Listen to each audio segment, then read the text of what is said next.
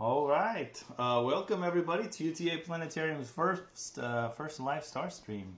My name is Jim Bader. I'm going to be the guide today through the stars.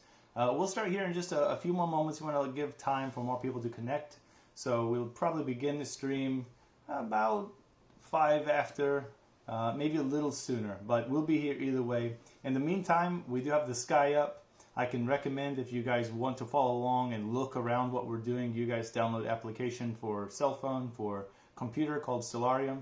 It's open source, it's free, it's super easy to use, and it has that nice feature that at night you can point it at things and it will tell you what it is. So definitely recommend that. Until then, we're going to put you back over to the static stream for just a little bit longer.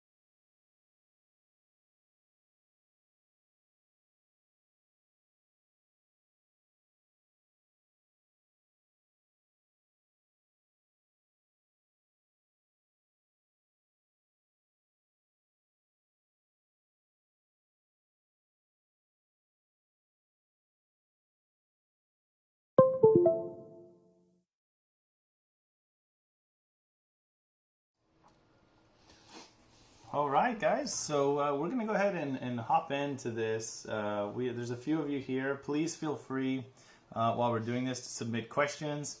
We want to encourage you. The biggest thing that the planetarium is missing right now, while we can send you YouTube videos, we can spread social media awareness about certain topics. One thing we can't do easily is interact with you. So we are encouraging you during this stream, during future streams, and realistically even during our video uploads. If we talked about something that you guys have questions about, if you want to know more about something, please feel free to drop a comment. Send us an email. We'll be happy to try to cover a topic for you or interact with you, which is the thing we can't do in our current environment. So this stream is our way of trying our best at interacting with you guys. While we're going through this, you got questions, like I said, submit the question to the comments, and then we have our moderators ready to take the question and get it to me, and we'll get our best to answer it. Some of these questions I may answer during the middle of the Star Talk, and some questions we might have to hang on to until the end, but we will get to as many of the questions as we can get, and we'll go ahead and get going. So about our stream, you're going to notice very quickly if you're looking at the stars, is I'm just a little icon in the left hand corner. You can't really see anything. There's not too much to be seen here. You should see my cursor now. We got a couple stars over here, maybe one or two down here, but there's not a lot to look at. What we can see is this thing at the bottom here. So you guys can see just beneath my banner, and I can drop that banner away, you guys can see an S. So this will be a lifesaver during this Star Talk. We live in the city. In the city there's a lot of light pollution. That means it makes it pretty difficult for us to see the stars. However, I don't want you guys to deal with light pollution too much, so I will drop a lot of that light pollution out of there. You can see the blue go to black, and then eventually you can start to see a few more stars in there. Still pretty difficult to see many of them. But keep that in mind as we go through this. It is going to be difficult to see, but once again, we do live in the city, and it's hard to see stars if you live in or around any major city. So I can make a few adjustments to make things look a little bit better, but for the most part, it's going to be a little difficult for you to see much there. We'll bring in the Milky Way, beautiful Milky Way, and we'll try to brighten up a few things for you now that we begin. So Yeah, that's about as good as it will get. Let's go ahead and start where we would start any Star Talk. If we're going to teach you guys about how to get around the night sky, you may have seen our videos on how to find things, but now we can do it live and with questions. So let's go ahead and head over. Instead of looking south, let's look directly north. We're going to fly around real fast and start by looking north. Okay, so once again, that letter N down there at the bottom, that means we're looking north. And looking north, we can see a few things. We're certainly not used to seeing this big cloud of Milky Way here in the sky. That's not something we're used to.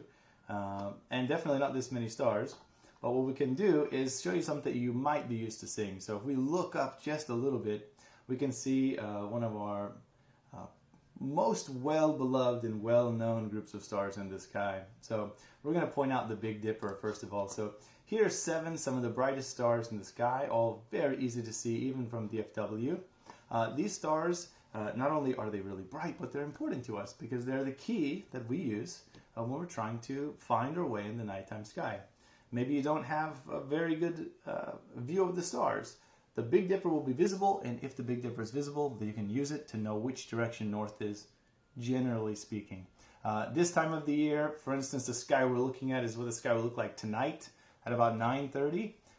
You shouldn't have any problem seeing much of this. So let's go ahead and use the 2 stars here on the end of the cup. We call these the pointer stars, and if you follow a line between them and point it out, it will take you here. So this star is our most important star in the nighttime sky. This star is Polaris, or as it's most commonly known, the North Star. Now, a lot of people think that the North Star is supposed to be bright. It's not supposed to be bright. It's important because it doesn't move or appear to move. That's probably the key there. All the stars in the nighttime sky, they move slowly, but they do. So as they're moving, which you may notice a little bit of movement throughout the Star Talk, the North Star doesn't really appear to move. It stays still. And all the other stars will move around it. Now, it's hard to see which direction we're looking, so we're going to go ahead and head back down just a little bit so you can see a little bit of that in there. You can see here that the Big Dipper is pretty high in the sky, so it's going to be tough to look near the horizon to find it. You'll definitely have to look up. The other thing that I want to point out is that when people talk about the Big Dipper, they always talk about the Little Dipper too. And if you're wondering where the Little Dipper is, I can help you here. There we go. All of these stars in the Little Dipper are super dim, so it's really tough to see this in most metropolitan areas. If you live in a city, you probably can't see the Little Dipper. Even if you live in a suburb, you probably can't see the Little Dipper. Let's go ahead and drop it out of there so you can see how dim those stars are. So in here, seeing many of these stars, it's almost tough to imagine even where it was. It's a little bit of, a disappointment, maybe a letdown. Uh-oh, I have some mic issues. Sounds like something got... Can you guys hear me?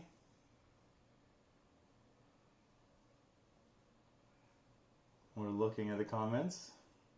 Okay. Sounds like we have voice again. Perfect. All right, so we can hear. Now, we do want to show you a few more constellations, a few more stars, a few more things that are up, but one of the parts of being in a planetarium or seeing a planetarium star show is that we don't have to do just that. We can do a lot of other exciting things. So we're going to head back over, we're going to look towards the west, and we're going to start by looking for some really bright things in the sky, stuff that you should have no problem seeing up there in the sky, far enough west here. Okay. Now we can see a lot of pretty exciting things. This little group of 3 stars in a row here, this group is what we often call Orion's belt. It's a part of the constellation of Orion the Hunter. I can light that constellation up for you. Orion is a really popular constellation because it has a lot of bright stars in it. Not only does it have these 3 bright stars that make up the belt here in the center, but it also has a bright orangish red star here at the top and a bright bluish white star at the bottom. I want to make this clear before we go too much farther that so many times when we're looking at the night sky, we're going to see or talk about the colors of stars. If you haven't seen colors in the stars before, then that is a big sign that you need to spend more time outside looking up. The stars are colorful. You get white stars, blue-white stars, red stars, reddish-orange stars. The one color we're really missing in the stars that you shouldn't see is green. And that's a talk for another day. Why don't we see green stars? There's one very popular star that's often seen as green. I think it's called Zubanel Shanubi. I'm sure I butchered how that was pronounced, but not up right now, so I can't talk too much about it. And it's not super bright, so we won't go into detail. Anyway, let's get back to Orion the Hunter. Orion the Hunter is made up of several stars. We've got our shoulder star here, other shoulder star here. Down here we've got a knee and a foot. But if you're having a tough time imagining it, let's go ahead and light up that constellation of Orion the Hunter. You can see him. He's looking very relaxed, right? He's sitting there, comfortable. No, he's definitely not comfortable. He's got his club up in the air here. You can see that. He's got this fur shield. I don't see that helping him too much. It's because he's looking at something. He's right here in front of him. You can see this orangish red star. This star is called Aldebaran, and it represents the eye of the bull, Taurus. So if we light up Taurus here, it looks not so exciting, but we can give you some artwork to help out. You're going to see this artwork cut into the mountaintop there. Look past that. That will be okay.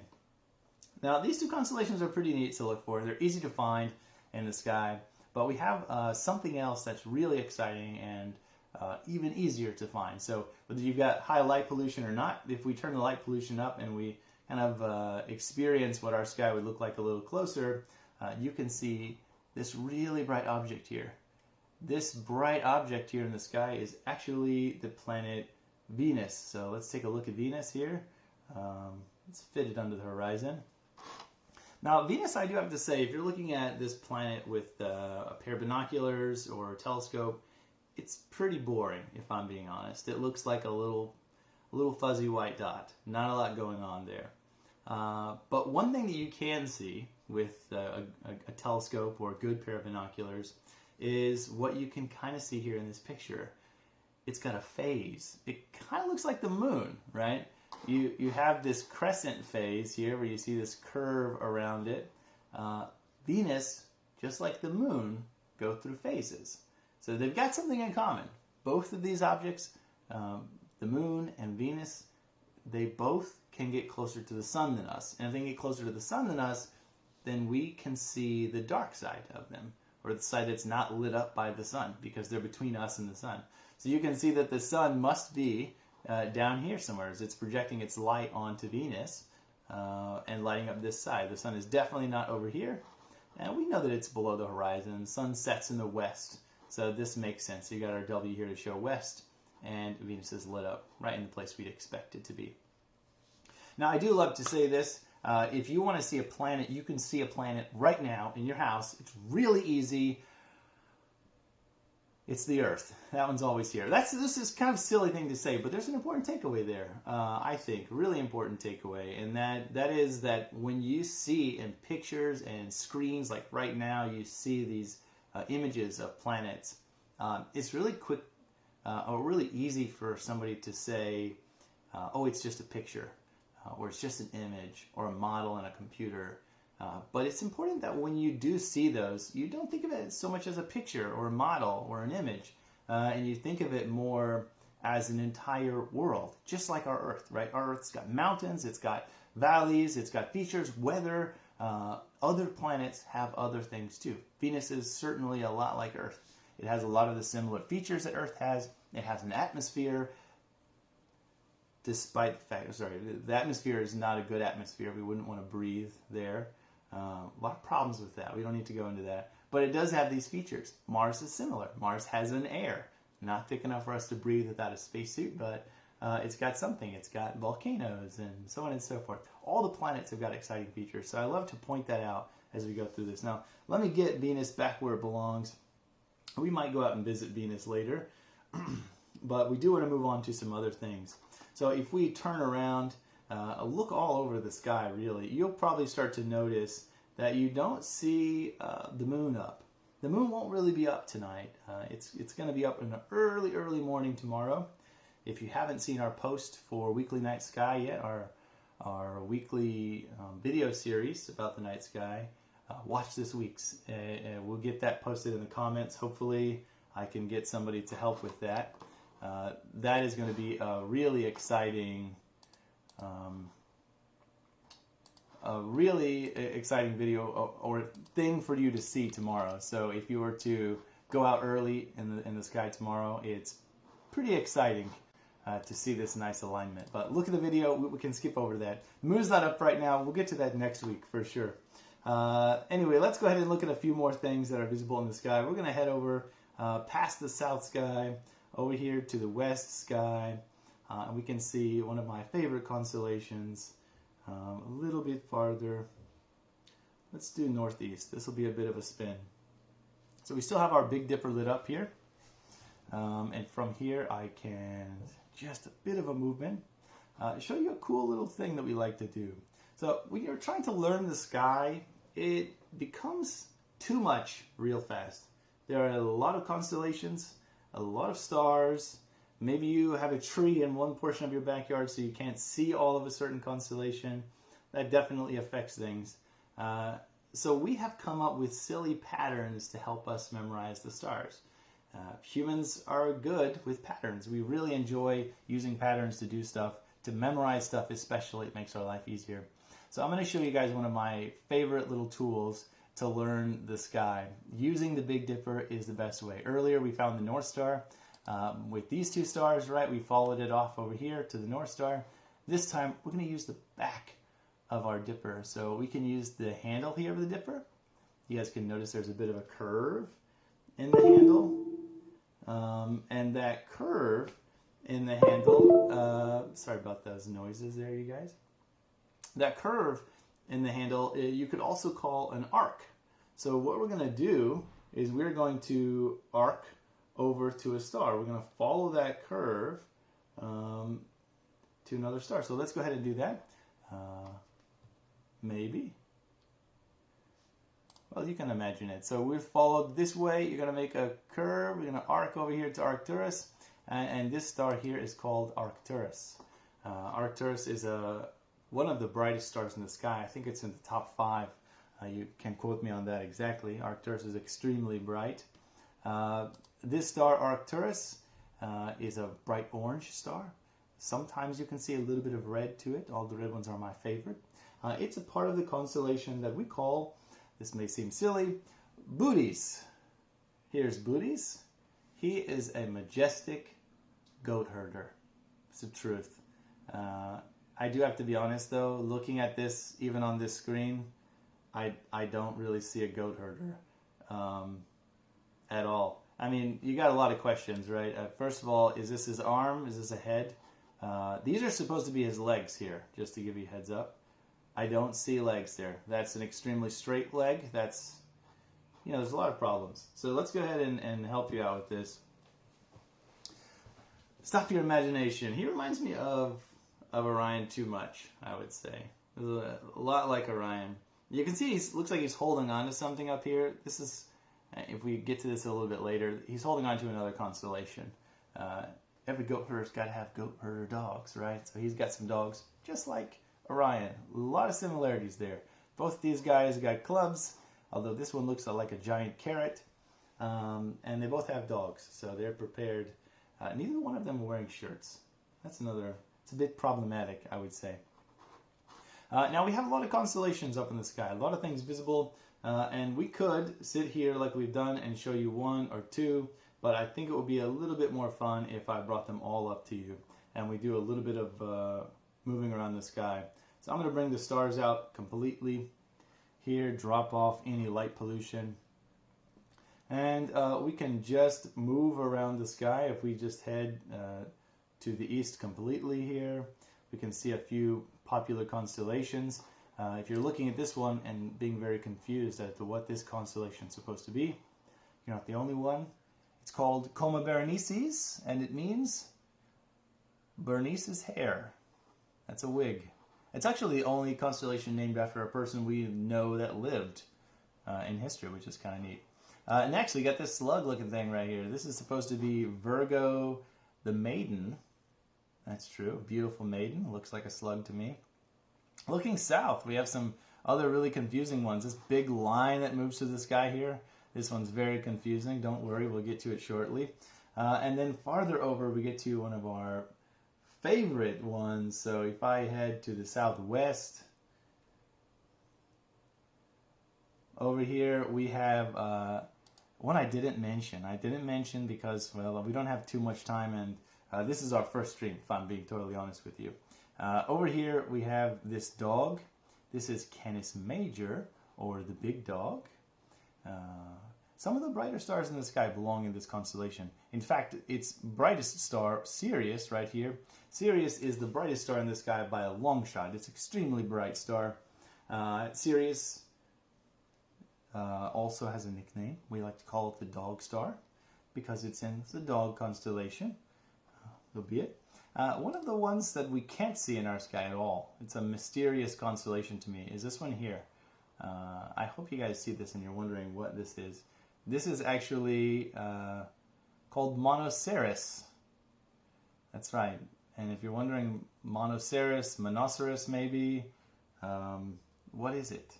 Well, I hope that you'd be surprised to know that it's supposed to be a unicorn, hence the Monoceros, or one horn name. Moving through this, we can get rid of all of our lines and see all these crazy constellations. We recognize so many constellations up in the sky, from Cancer the Crab to the Gemini Twins. Moving up higher, we have an astrolabe.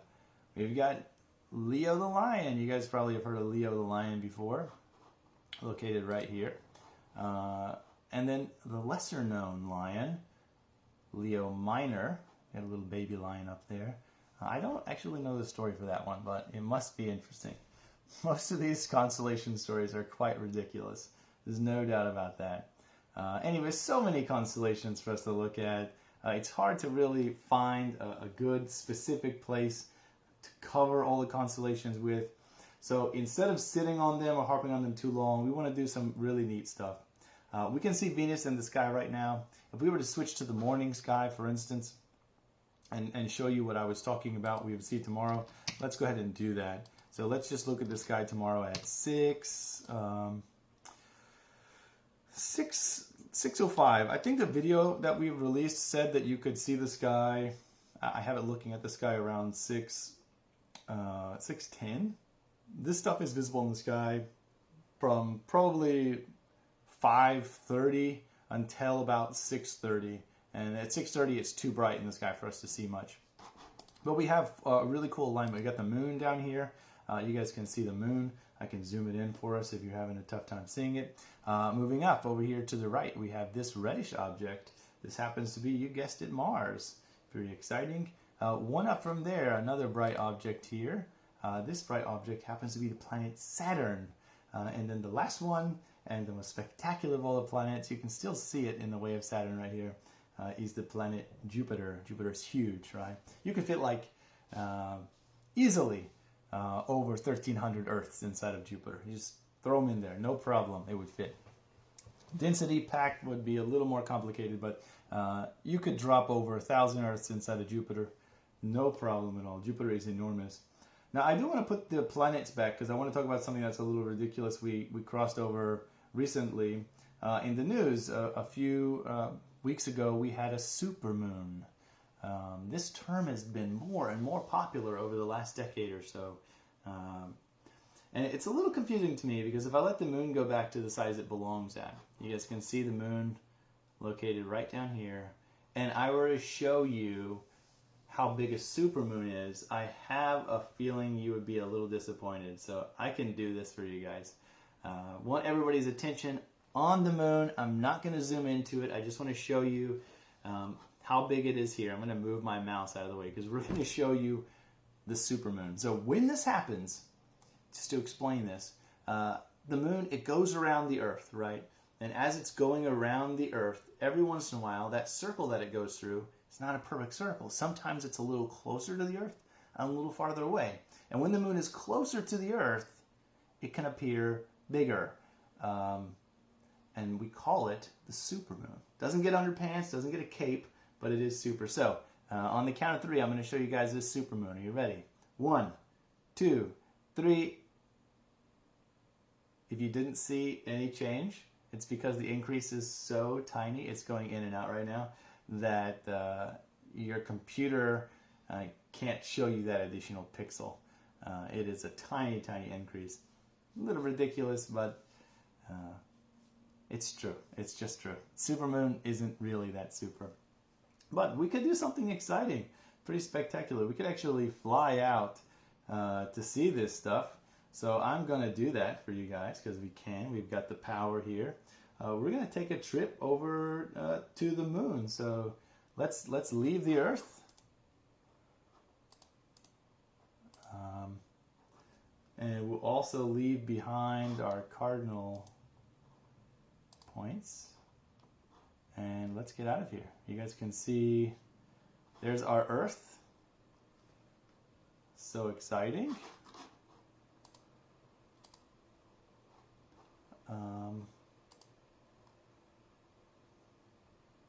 Hey, look at that. We've got DFW here, you guys. This little line right here is my favorite named features of planets. It's called Terminator line. It's when you go from light to darkness. And then as we get to the moon,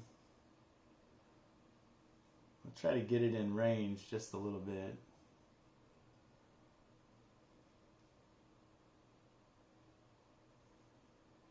All right, there we have it. We have arrived at the moon. Now what I love about our software here, first of all, how beautiful the sun is kind of crazy. We are on the dark side of the moon right now, but we can take a closer look at the moon. So let's do that, just because we can. Now when people talk about the dark side of the moon, there's not really a dark side to the moon, but there is a portion that we don't get to see. So the moon is tidally locked to us, so we only really see one side of the moon at any given moment. The backside is a little foreign looking, so when we zoom over here to the backside of the moon, we're not used to seeing this face. This does not look like any moon we usually see, because we don't ever see it unless you're on the backside of the moon. When we sent humans to the moon 50 years ago and they were flying around in their spacecraft at the backside of the moon, they were taking tons of photos. We really didn't have much of an idea of what it looked like back there. And there's a bit of a mystery too. If you'll notice, the differences are pretty dramatic. On this side of the moon, we have this huge area, this darker area here. This is kind of plain-like. It's flat for the most part. These are ancient lava beds. On the backside, we don't have that. You can see we got lots and lots of these little pock marks, which we call craters on the backside of the moon. And there's some more science and maybe a whole video's worth, whole 20 minutes worth of talking about that we could do another time as to why the front side of the moon and the back side of the moon look so differently to us. Now the moon does rotate. If you're confused there, however, it rotates at almost exactly the same rate that it does go around us. And because of that, it shows us one side at all times, which a little confusing, a little complicated, but either way, very interesting. Now, we don't want to sit here forever. Let's go ahead and do something a little ridiculous. Let's go visit Saturn. I think that should be fun. So we're on our way out to visit Saturn now. The ringed jewel of the solar system. You can see planets moving. You can see this is Mars disappearing beneath us. Jupiter passes to the right as we arrive here at Saturn. Now, Saturn is I would say the king of the moons. Saturn has an incredible amount of moons. It's over 70. That number has changed throughout history, but it's still pretty phenomenal. Now, Saturn, you can see on the edges here, we've got like a moon right here, we got a moon over here. If we keep moving around, we can see off in the distance other moons outside the rings. They don't all lay inside that plane of the rings. If I were to zoom out a little bit more, you can see some of these moons are really far away. So these are moons out here, many, many of them. But even more mysterious is that some of the moons are inside the ring. So you guys can see here, there's a moon right here in the disk of Saturn's rings. We can visit it, so we will. Probably one of the most ridiculously named moons, for sure. But more so than that is its shape. It doesn't look like any moon that you imagine. As we come into the rings here of Saturn, you guys, I want you to see those little pieces, those particles. These particles are like SUV house-sized little chunks of rock that go around. It's not a solid surface, so we get that question a lot. Can I walk on the rings of Saturn? Definitely not. Definitely not. So this moon is called Pan. Quite ridiculous. Looks a little bit like a UFO. It's something else. There's no doubt about that. No doubt about that. Now, in the news lately, you guys may have heard of a comet we have visible. There's a comet visible in the sky, Atlas. We might be making a video about that shortly, so you have to stay tuned. We have some news about that for sure. Now, I like to go around the planets. We've definitely gone over time. It's 1:30. I talked far longer than I thought I would. So we're gonna just kind of tone this back down. And I want to just switch over to a question and answer portion of the show. So if you guys have any questions, we'll try to get to those. For now, I'm going to turn it over to my moderators who are going to help me with the questions. So let's go to the first question. What do we have?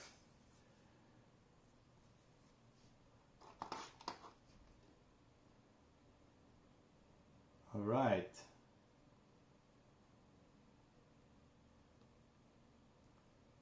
Open these up. And waiting for our questions to come in here.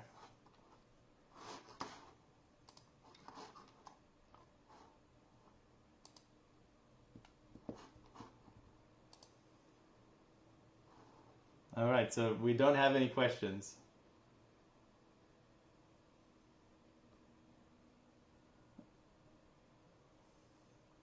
I can't see. Okay, cool. I can't see them. Well, anyways, thanks everybody for tuning in. We don't have any questions, so we're going to go ahead and stop the stream. Thank you guys for watching, and we hope to see you again in the future.